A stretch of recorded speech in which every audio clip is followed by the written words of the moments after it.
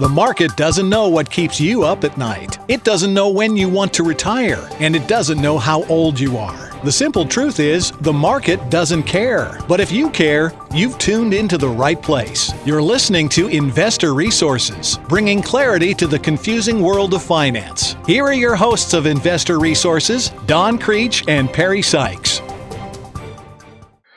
I'm Don Creech.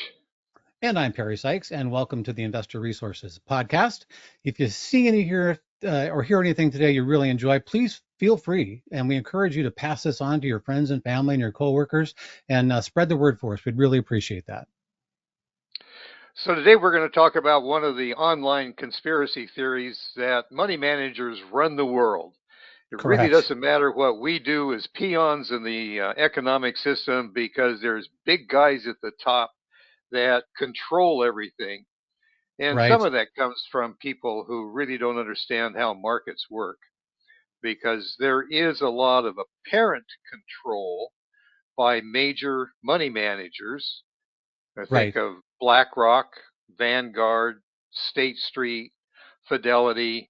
Schwab's in the list too. I mean, they have accumulated since they started the no commission business and the low fee fund business. They have amassed a major foothold in managing client assets, either directly on one-on-one accounts or through mutual funds and exchange traded funds.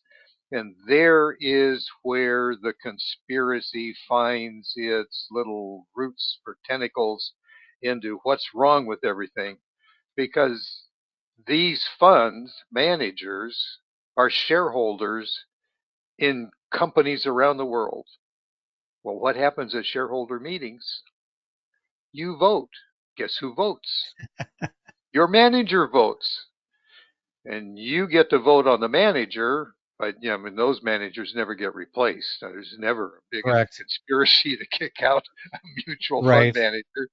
And if the fund's not doing well, it'll collapse of its own accord, and it will distribute its assets to the shareholders, because it's just not profitable to operate the particular fund.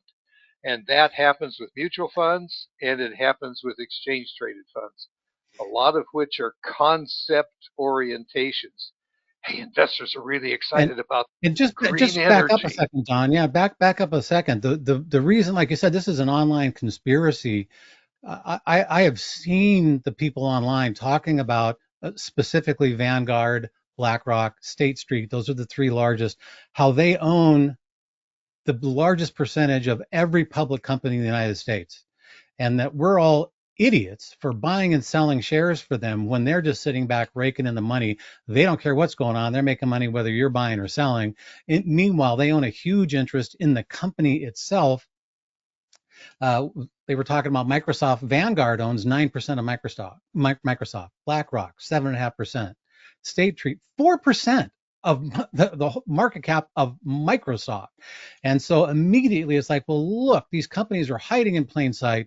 They own all these companies, and we're buying and selling them for them. It doesn't make any sense. We're just idiots playing in their conspiracy that they're running. And it looks like they're hiding something, but of course they're not. First of all, these are all publicly disclosed numbers. Any giant cabal trying to secretly control the U.S. economy from behind the scenes wouldn't be telling everyone, oh, by the way, we own 7% of the Apple Corporation. That's in our company. We own 7%. They're not trying to hide anything. In fact, it's against the law for them to hide it. They have to disclose this stuff. And all those shares are sitting in exchange traded funds and mutual funds. They have to own those shares to buy and sell the shares in those funds.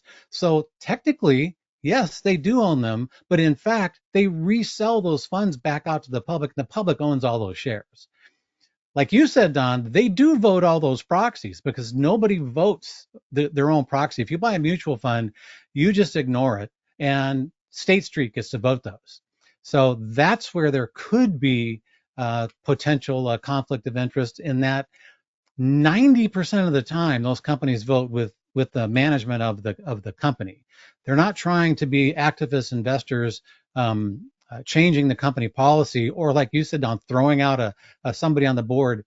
Doesn't happen that way. They just vote. They vote in lockstep with the board. just to move things along, and they're not going to try to rock the boat there. And Well, could they go let me rogue? interrupt there, Perry. Sure, go Perry, ahead. let me interrupt there because during COVID that did change, Yeah, specifically with Larry Fink at BlackRock. When that yes, he went both feet first into the deep end of the pool on DEI. right. I mean, and he went to various management teams and ESG, said, if ESG, you don't ESG.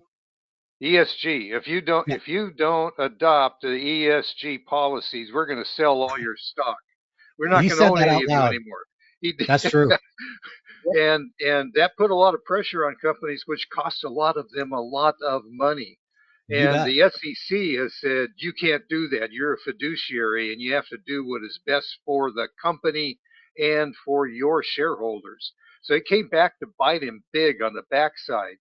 You bet. But occasionally they'll get off the rails, and they did during COVID, and try to do some things that they wanted to do politically. So if he wants to do it politically with his own funding of campaigns, that's his money, and he can do it. But um, they have found that interfering with a management company that's being well run is not in anybody's best interest. And so they, as you said, as a general rule, historically, they vote with the management team unless clearly there's problems. And if there's problems Right. with the company, it's very likely being taken out of an index and they don't have to own it anymore. Correct.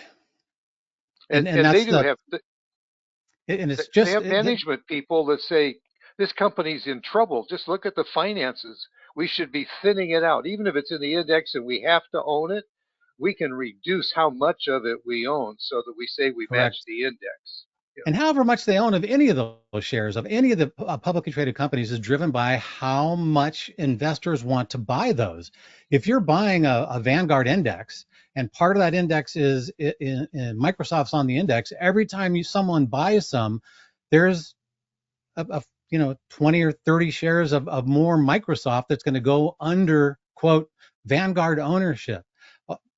Technically. But all that means is they sold some more of the index, and Microsoft's part of the index, therefore they own some more Microsoft shares, but they're all resold through the index purchasing. So it's one of those things where the ownership's not true ownership. It's just pass through ownership to whoever actually buys it. But in reporting, they're going to show, well, hey, we own 9% of Microsoft, and but it's not 9% ownership as if they bought the shares. They didn't. They just have to own them to produce the funds that they're reselling to the public. And that's the part to remember. There is not a big cabal owning the major public companies in the United States, running the show from behind the scenes. Like I said earlier, otherwise they wouldn't have told us that they're building these ownership positions. They're not even building ownership positions. They're reflecting the popularity of those companies or those indexes that individual investors are buying in their companies. And that's where the number comes from. So there's really not a reason to be afraid of that. And it is not a conspiracy, and they do not control things. And Yeah, that stuff like was you, basically unwound back in the 30s when the it government was. got involved unwinding the family trust, the Rockefeller Trust, and the There you Mellons. go. And at that time, they did control what was going on. They had the money to do that, and what they wanted done got done.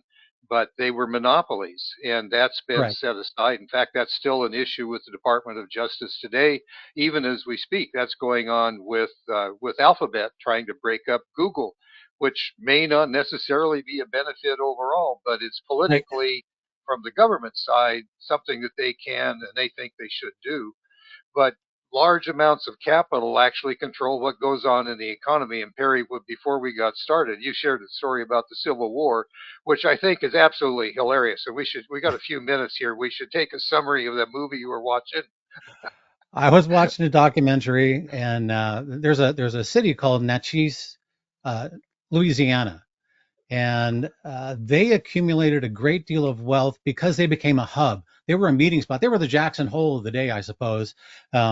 All the ultra rich companies and individuals, millionaires, and today what would be billionaires, they got together in Natchez and they would talk about what they were doing, where they thought the economy was going, what they were trying to build, and they would really that was really the information hub for the ultra wealthy to try to decide where the future of the economy was lying. The Civil War breaks out. They're in New Orleans, so they're all Union, they're Confederate, and as the war went on, of course, the North took more and more control, and the Union Army began to get closer and closer. And it turned out, they said after the fact, that Louisiana was one of the few cities during the Civil War where the war took place with no damage to the city. Because when the North got there, everyone in the city said, okay, great, welcome. We're glad you're here. The South is gone now. The Confederacy is gone. Now we're Union. And they didn't care. They were like, great, welcome. What do you guys need? We've got everything you need. Come on in. And the bottom line was, they were saying, we're the ultra wealthy. We've got bigger plans than the silly Civil War you guys are fighting. All we want to know is who's in charge and what are the rules. And then we're gonna succeed no matter what they are. We just need to know. So right now we're part of the Confederacy. Great, that we're Confederate. That's what we're doing. The Union takes control. Okay, now we're part of the Union. we're now under control of the North. Fine, we're fine with that too. We don't care. We just want to know who's in charge and what the rules are, and we're going to move ahead then. And that's kind of the way real wealth works. They always say capital flows to where it's treated best, and all they're trying to figure out is, what are the rules and where should we deploy our capital? And we don't care about the politics. We're not looking at that. We're above politics now. We've got that much money. And it's fascinating to watch that work. And there was a little microcosm of what real wealth looks like in action. Well, and the fact that they still had operating restaurants and hotels, accommodations, You they bet. had ammunition factories, they had an operating community that could support either side. So it was, okay, if we can get along with you, we're going to get along with you too. That's fine. And That's right. We're here to that's the make way it money. goes. We're not here to fight this political battle. Correct. Things may not Oof. be quite that easy today, but I thought that was a really interesting history movie or film that you were watching. But Right. I think we're pretty well done for today on this Yep. episode. And if you found what we did today interesting, then you probably have some friends, family, or coworkers who have similar interests. We'd appreciate it if you'd forward a link to them. And if you haven't already done so, subscribe with the link that's below the video. If you want to watch our regular monthly stock market webinars, go to our website.